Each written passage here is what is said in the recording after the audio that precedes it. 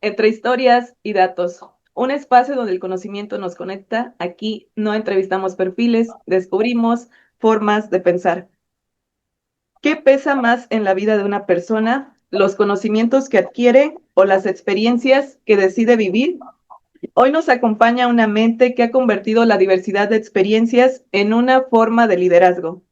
Seth Vieira es ingeniero industrial con una maestría en liderazgo y cultura realizada en Suecia. Ha sido profesor en el TED de Monterrey y profesionalmente se desempeña como Change Management Manager en Accenture, acumulando una trayectoria sumamente versátil que abarca el sector corporativo, la participación social en organizaciones no gubernamentales y la política. En Toastmasters ha tenido un destacado recorrido en el Distrito 34, sirviendo como presidente de club, vicepresidente de Relaciones Públicas y director de área. Apasionado por la docencia, los viajes, el cine y la vida en carretera. Seth es un firme creyente de que la empatía y la diversidad de experiencias transforman vidas. Seth, bienvenido a este espacio. Muchas gracias por haber aceptado. Algo que me pareció muy interesante es tu participación versátil dentro de la sociedad y ahí quiero iniciar la conversación. Has trabajado en empleos muy distintos. ¿Qué aprendizaje de tus primeros trabajos han sido indispensables en tu liderazgo actual? Bueno, muchas gracias por la invitación, Cecilia. Agradezco mucho este espacio para comentar y conocer un poquito más y pues evidentemente compartir algunas experiencias que pueden ayudar a otras personas. Bueno, yo creo que esta curiosidad que uno tiene desde niño lo lleva a querer conocer de todo, ¿no? De todo un poquito. Entonces... Pues una de las primeras cosas que me llamó la atención, pues fueron las banderas que yo veía en la enciclopedia de mi casa. Y dije, bueno, ¿todo esto qué es? ¿Por qué tantos colores y esto? Ahí me empezaron a explicar, ¿no? Pues que son otros países y este es el mundo. Y desde ese momento, pues tenía mucha curiosidad por aprender, conocer diferentes personas, diferentes formas de pensar, idiomas. Y eso pues me llevó por diferentes caminos, como bien lo has comentado. De entrada pues salir de la Ciudad de México, luego salir del estado, de viajar lo más que pudiera. Eso fue siempre lo que me llamó la atención. Y pues, ¿qué te puedo decir? Conoces gente, conoces personas de todas las clases sociales, de todas las formas de pensar. Y pues eso te hace tener mayor empatía.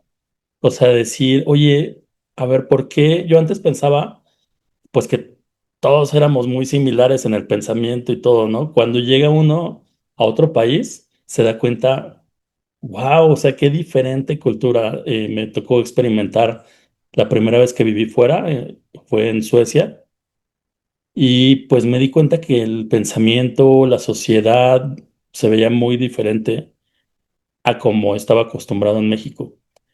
Eso creo que te ayuda cuando empiezas a tener un rol de liderazgo, te ayuda a ponerte en el lugar de los demás, tratar de entenderlos, escucharlos antes de decir, ok, vamos a hacer y vamos a caminar por este camino. Más bien es construimos el camino brazo a brazo, hombro con hombro. Básicamente ha sido. Acabas de mencionar algo importante que es la cultura. ¿Cómo fue toparte con diferentes culturas? ¿Cuáles fueron esos retos que tuviste? Pues mira, o sea, una de las cosas que más me llamó la atención y que pensé yo que iba a ser un shock cultural fue cuando decidí irme a estudiar a Suecia. La razón por la que me fui allá es porque en ese momento era gratuita la educación en todos los niveles. Yo quería salir del país, no sabía dónde. Y un colega del trabajo me dijo, ¿sabes qué? En Escandinavia, él vivió en Copenhague, es gratuito y el nivel educativo es muy alto. Entonces, para mí, dije, va a ser muy complicado porque están a -18 grados. Cuando investigué la fecha en que viajé, en enero, enero fue invierno fuerte. Y la verdad es que creí que iba a ser muy difícil para mí porque adicional a ello, pues la noche era muy larga. O sea, amanecía a las 10 de la mañana y atardecía y anochecía a las 3 4 de la tarde. Pero sorprendentemente no fue así. Me empecé a dar cuenta que la gente te ayuda mucho, que vas en la calle y preguntas, oye, estoy perdido, no encuentro esto. En ese entonces no había GPS, no había celulares de los que tenemos. Y en la calle me sorprendía que me hablaban en español. O sea, hablaba yo, intentaba hablar el sueco básico que tenía y me dice, ¿de dónde eres? De México. Ah, yo hablo español. Entonces, esa parte de que hablan diferentes idiomas, son muy amables. Me pasó la experiencia también de que se me cayó el celular en el camino y alguien llamó al primer número para devolverlo. La decencia de la gente allá es extremadamente sorprendente para un latinoamericano. Entonces uno regresa y dice, ¿por qué no hacemos lo mismo? O sea, quiero aportar mi grano de arena para que en México y Latinoamérica seamos muy similares. Para llegar a estudiar en Suecia, ¿presentaste algún tipo de examen o cómo fue el proceso de lograr estudiar en otro país? Pues ya sabes, todo siempre son papeles y papeles. El proceso fue más largo de lo que creí porque yo de entrada necesitaba tener mi título o al menos que estuviera en trámite y mi tesis estaba a medio camino, entonces decidí la opción de estudiar una especialidad en desarrollo organizacional. Yo soy ingeniero industrial y me tardé pues el año completo.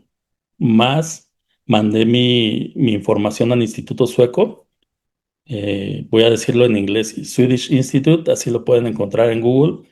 Buscan y hay todas las opciones, todas las universidades prácticamente están bajo un mismo sistema. No es como en México que aplicas a uno y luego a otro. Ahí puedes ver todas las opciones y te dicen también qué tipo de vida vas a tener dependiendo del estado o la universidad a la que apliques.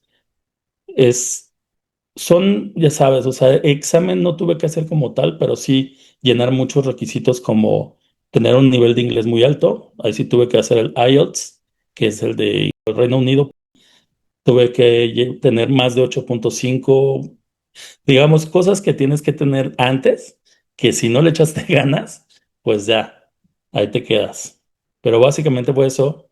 Y sí tienes que tener como un compromiso alto porque te dan prácticamente una residencia desde que llegas. Pues apuestan mucho en ti. O sea, como un inmigrante que va a estudiar, como que sí se da la oportunidad de que te quedes en algún momento a aportar ahí y trabajar allá. También sé que has vivido en 3 países y recorrido los 5 continentes. ¿Qué has aprendido a través de diferentes culturas? Pues mira, ya cuando yo terminé la maestría en Suecia, me di cuenta que tenía yo, o desarrollé más bien varias habilidades. Entre ellas, me hice mucho más sociable de lo que era. Yo era mucho más reservado, me hice mucho más sociable. Descubrí que tenía habilidades de liderazgo que yo ni sabía, o sea, y amistades en todo el mundo. Y estas amistades eran muy, muy interesantes porque, por ejemplo, conocí a uno de la ex Unión Soviética, un amigo, que me dice, no, yo hablo 5 idiomas, o sea, prácticamente nací con 5 idiomas. Entonces, me quedó esa curiosidad de cómo será este país, Azerbaiyán, que nunca lo había escuchado, lo quiero visitar, ¿no? Conocí a otro de Vietnam y en lugar de decir que me quiero quedar en Suecia y voy a ya echar raíces y aquí voy a vivir en un lugar de una calidad de vida altísima, al contrario, dije, ahora quiero conocer Vietnam, quiero conocer Tailandia, China. Entonces, así fue que me interesé por Asia, prácticamente por las amistades que desarrollé, las formas de pensar tan diferentes y decidí pues empezar a buscar opciones para trabajar allá en Asia y me salió una oportunidad en Filipinas y me dijeron, va a ser solo por 6 meses. Saqué mi permiso y todo, y cuando llego allá, cuando se cumplen los 6 meses, me dicen, te vas a tener que quedar otros 6. ¿qué prefieres? ¿Te regresas a México y haces los trámites o te quedas y te pagamos las salidas cada 30 días del país, ¿no? Yo dije, no, pues evidentemente me quedo y viajo por Asia cada mes, una vez al mes para poder renovar mi entrada, mi visa. Así fue como llegué a Filipinas, otra vez otra cultura diferente, súper amigables todos, muy interesante también el choque cultural, ¿no? De que yo venía de Suecia, donde todos quieren ser diferentes. El que quiere ser diferente se pinta el cabello de negro porque todos son rubios, se broncea al máximo. Y llegas a Filipinas y todos son morenos, como un servidor, pero quieren ser rubios. Entonces se ponen toda una cantidad de cosas, se pintan el cabello de rubio, se ponen sustancias en la cara para blanquearse. Entonces dices tú, ¿qué es lo correcto, no? O sea, te quedas por ahí a la mitad del camino. Y bueno, esas son dos anécdotas que me pasaron, digamos, dentro de lo chistoso. Has mencionado que hablas tanto inglés como sueco. ¿Qué estrategias has empleado para aprender otro idioma? Pues mira, me hiciste recordar que una vez me preguntaron, oye, ¿por qué? O sea, tú te aprendes de memoria cuando estaba estudiando inglés, ¿no? En la escuela, te aprendes de memoria y le decían, no, la verdad no, o sea, a mí lo que más me importa es poderme comunicar. Yo ya tenía claro que quería salir del país y sabía yo que tenía que hablar otro idioma. Evidentemente inglés era el claro para estudiar, ya después estudias los otros, porque es el que más se habla internacionalmente. Bueno, como segundo idioma, vamos a decirlo así. Entonces, decidí yo que en lugar de tratar de solo enfocarme en la escuela y en sacar 10 en el examen, más bien adquirir conocimientos en ese idioma fuera de la escuela, como ver películas, tratar de quitarle los subtítulos, leer libros en inglés, aunque no le entendiera nada, pues ahí con el diccionario, tratar de tener amistades. En aquel entonces no había redes sociales, entonces mandabas como tu carta para una amistad en otro país y pues ahí tenías como una amistad a largo plazo. Entonces, todo ese tipo de cosas las hacía yo con tal de aprender a comunicarme mejor en el idioma. Y eso pues me ayudó después a aprender otros idiomas. La constante es, no te quedes nada más con estudiar en la escuela, o sea, trata de absorber otras cosas porque al final terminas absorbiendo la cultura también. Mencionaste un aspecto importante que es la comunicación y sé que también estás en Toastmasters. ¿Cómo ha sido tu participación dentro de Toastmasters? Pues fíjate que yo no conocía a Toastmasters y llegué en 2023, ¿no? Hace 3 años. ¿Por qué llegué? Porque yo me sentía como muy confiado, ¿no? Dije, no, sí, yo presento en mi trabajo, hago presentaciones, facilito, doy entrenamientos, como si nada, ¿no? Ya lo manejo. Entonces me dicen, no, haz lo mismo, pero ahora en Estados Unidos. Entonces viajé a San Luis, Missouri, y resulta que todo el tiempo hablaba yo como en una sola, así como monótono, me dijeron. Hablas muy monótono, no te mueves en el escenario, no te moviste ni un centímetro, pues era porque estaba muy estresado y tenía como mucho, así no la quiero regar en inglés, es mi primera vez. Y no, pues sí la regué. Entonces me dijo mi líder, sabes que hay esta organización muy buena de comunicación y liderazgo, te va a ayudar mucho y trata de entrar a un club en inglés. Me encontré este club, Mexican English Toastmaster Club, y pues ahí me aventé un añito. No acabé ni el año cuando ya me convertí presidente de ese club. ¿Por qué? Porque de nuevo llego y les digo, oigan, ¿y si hacemos este cambio y si ahora nos vamos de online a presencial? Entonces yo llegué con tantas ideas que me dijeron, ¿por qué no eres presidente?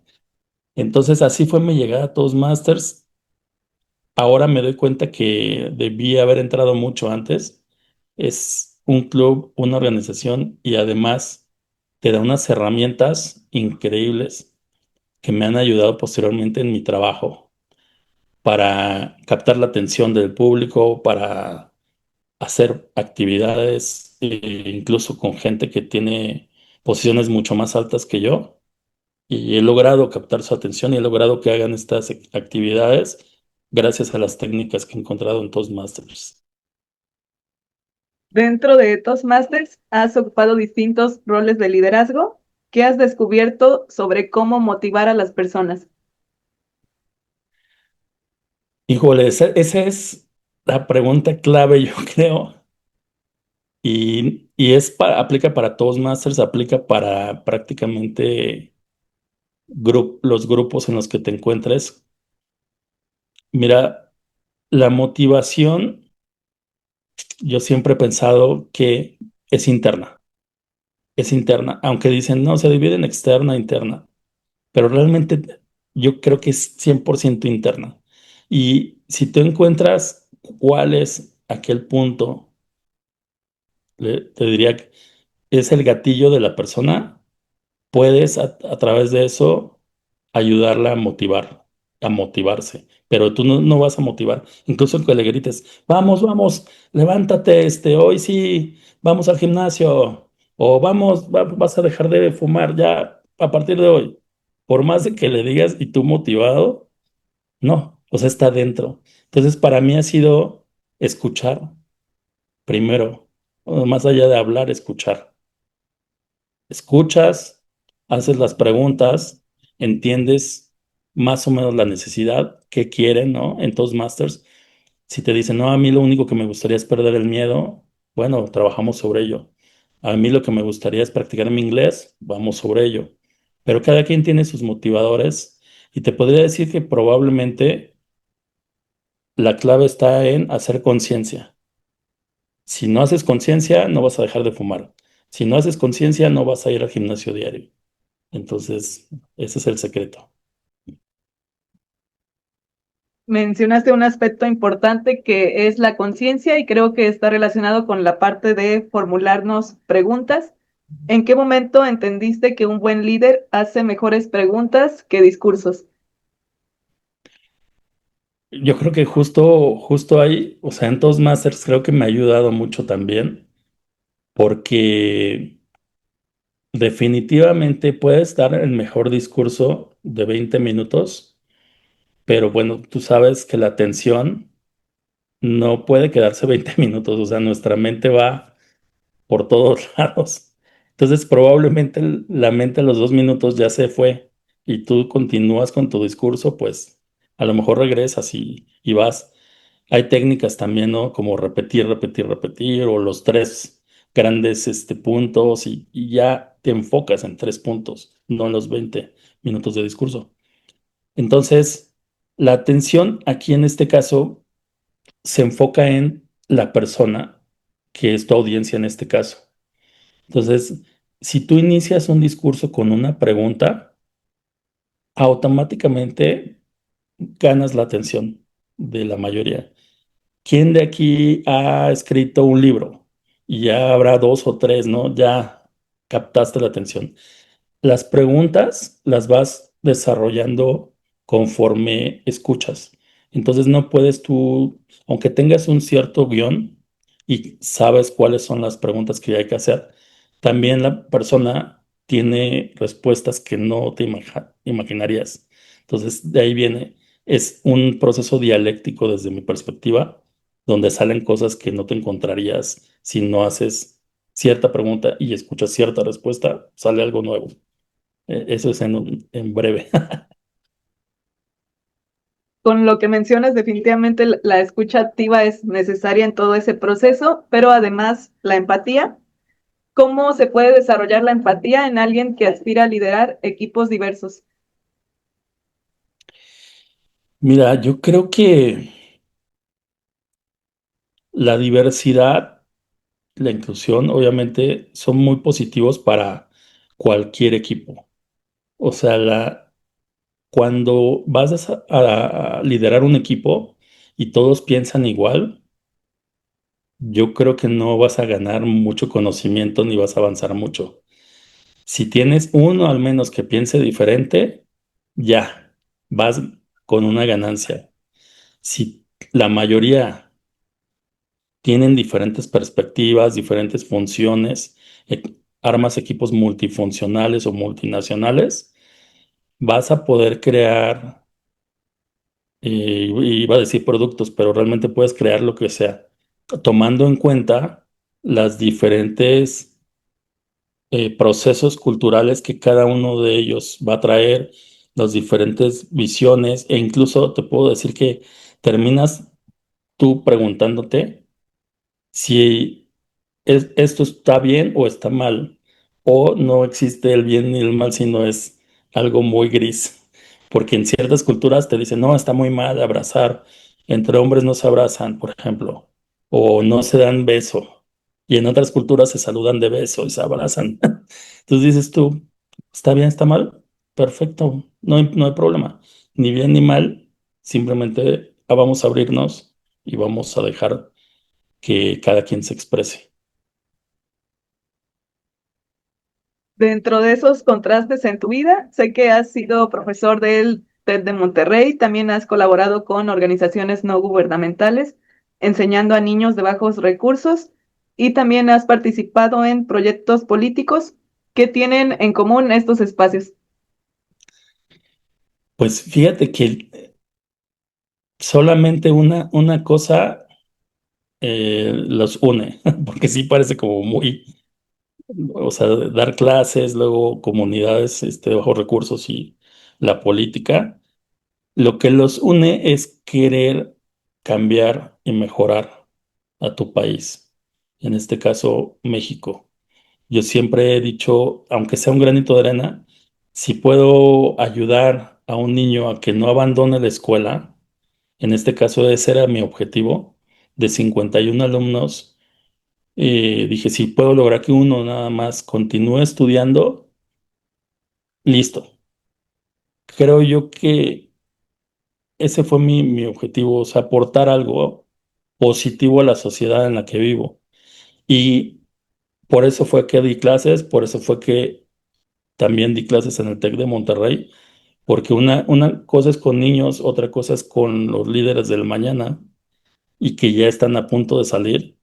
Y luego otra cosa es la gente que ya está en que no puedo decir el poder, pero realmente en el servicio del pueblo. O sea, la gente que ya puede tomar decisiones en cuanto a leyes, en cuanto a políticas públicas, cambiar realmente para bien el país, pues meterme yo ahí, no creas que fue para tener una posición, fue para intentar entender de dónde vienen y intentar empujar a que pues lo hagamos por el bien de la sociedad y no por su propia conveniencia. Pero bueno, todo tenía una razón, ya no estoy ahí, pero en su momento sí tenía muy claro que esa era mi intención, mejorar el país. Además de lo que nos comentas, te dedicas profesionalmente a la gestión del cambio. ¿Qué significa la gestión del cambio? La gestión del cambio es un proceso, una estructura. Tiene metodologías comprobadas, probadas y comprobadas. Tiene diferentes escuelas, pero al final, si te pudiera resumir, es ese proceso que lleva a los individuos en una organización de un estado actual a un estado futuro. Y en ese estado actual al estado futuro, el 90% de las veces tiene que ver con cambios tecnológicos, como por ejemplo la inteligencia artificial o sí, aplicaciones, software, nuevas herramientas de trabajo. Puede ser desde lo más simple hasta lo más complejo en cuanto a tecnología, pero también culturales, cambios de procesos, cambios de reestructura organizacional. Entonces, imagina tú un grupo que va a dejar de trabajar de una forma y va a adoptar otra, con una herramienta nueva, con un proceso nuevo, pues también impacta en su día a día, ¿no? Y no solo impacta en su productividad, sino en su parte emocional, o sea, como, ya voy a dejar de hacer lo que hacía y ahora me puede haber miedo, puede haber incluso falta de motivación, puede haber resistencia al cambio y al grado más alto, pues una ya prácticamente como una movilización, ¿no? Así en contra de cualquier cambio que venga. Entonces yo me dedico a la parte organizacional. Me han dicho, ¿también se puede aplicar individual? Sí, sí, también, pero realmente pues mi expertise es organizacional. Y es eso, o sea, encontrar las estrategias para mitigar la resistencia o administrarla, para encontrar aquellos motivadores que hagan a la fuerza laboral cambiar y pues encontrar qué hay para ellos, qué hay para ellos que es ganancia, ¿no? Que es beneficio. Y es básicamente eso. También sé que eres coautor de un libro. ¿Qué aprendiste sobre el proceso de escribir? Mira, esta anécdota es muy interesante porque no planeábamos escribir un libro. Realmente fue un proyecto que hicimos en la maestría y digo hicimos porque fuimos tres, un compañero de Vietnam, un amigo de Vietnam, se llama Hung, un amigo de Turquía, Talha, y un servidor. ¿Qué es lo que aprendí? Es que decidí tomar el rol de administrador de proyectos y le puse tiempos. Y dije, bueno, la semana uno tenemos que hacer esto, la semana dos esto, tenemos que investigar, para la semana tres tenemos que tener ya un marco, para la semana cuatro tenemos que revisarlo. Entonces, esos tiempos, paquetes de actividades, los dividí pues en el tiempo que teníamos que desarrollar la tesis de maestría. Entonces, este proyecto fue muy interesante porque decidimos escoger una empresa sueca que haya entrado en México, que haya entrado en Turquía y que haya entrado en Vietnam. Y qué barreras culturales, políticas, económicas se encontró en el camino. Y en los tres países se encontró cosas totalmente diferentes y las tuvo que sortear. Y en esa tesis, pues lo fuimos haciendo el análisis comparativo. Lo que pasó después fue que digamos que los consejos ya como lecciones aprendidas, qué bueno que le pusimos tiempos, porque si no le pones tiempos, te puedes alargar y puedes hacer una tesis en 5 años, no sé. Ahí le pusimos tiempos súper rígidos y eso le recomiendo a la gente que escriba un libro. Pónganse tiempos y fases. Eso yo creo que va a ayudar. En este caso era muy estructurado. Cuando pasaron 5 años, una editorial contacta a Talha de Turquía y le ofrece hacerlo un libro, o sea, publicarlo. Y no te hago el cuento largo, pero al final quedó su nombre de él hasta arriba y ahora parece que él fue el autor principal, pero no fue así. Ahorita si me estás escuchando, Talha, acuérdate. Bueno, Acabas de mencionar algo importante en el proceso de escribir, que se requiere la investigación y también buscar situaciones prácticas que puedan servir de recomendaciones a más personas.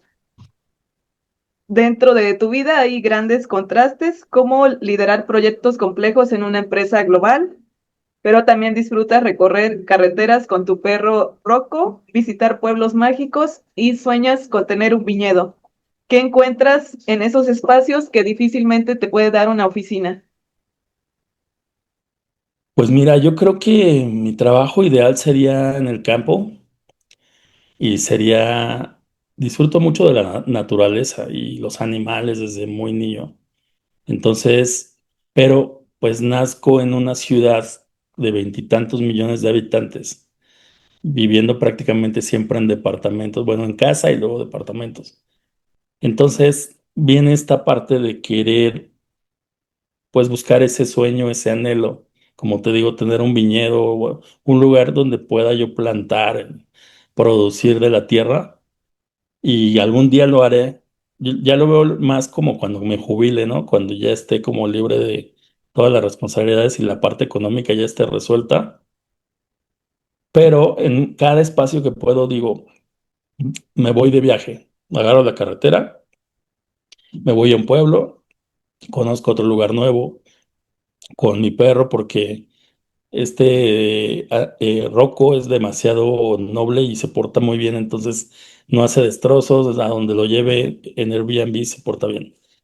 Y por otro lado, viajar fuera del país, pues la verdad es que me ha costado mucho más trabajo en vacaciones, porque no, tú sabes, en México te dan muy poquitas vacaciones, casi en todos los demás países que he visitado les dan el doble o el triple.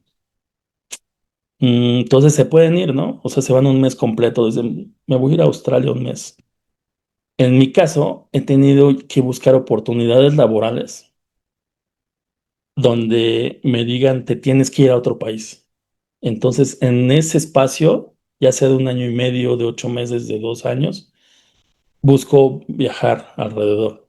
Si no, no podría. O sea, sería imposible, como tú sabes. Entonces, lo he intentado siempre.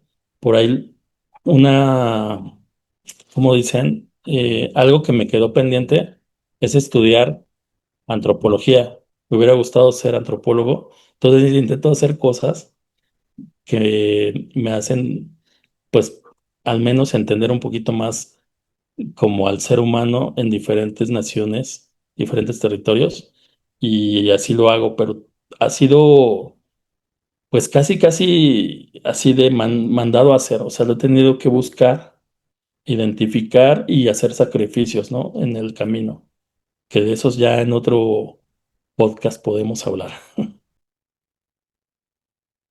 También sé que sueñas con formar una banda.